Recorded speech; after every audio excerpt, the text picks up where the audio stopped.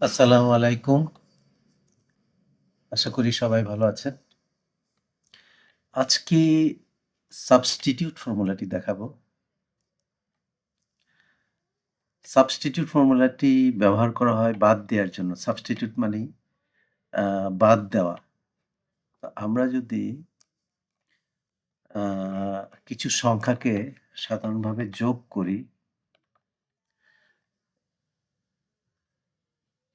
সরিয়ে দেই।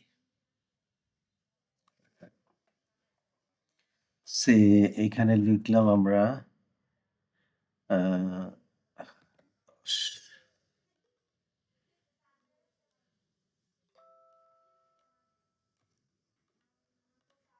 এই লিখলাম আর অটো সাম দিয়ে দিলাম।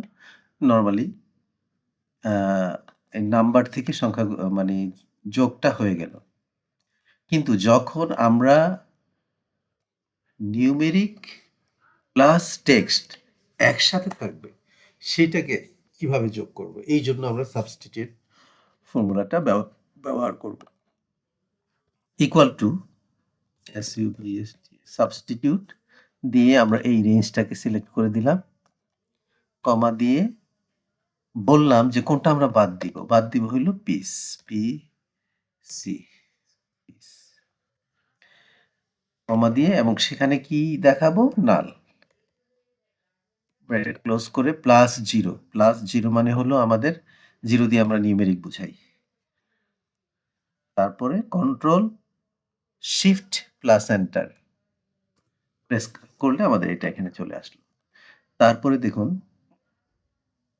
এই পিস শব্দটা এখানে নাই। পিস শব্দটা দেওয়ার জন্য আমাদের যেটা করতে হবে, পিসটা এখানে দিয়ে আরেকটা ফর্মুলা আমরা এখানে শিখি, ফাংশন কনকাটেনেট।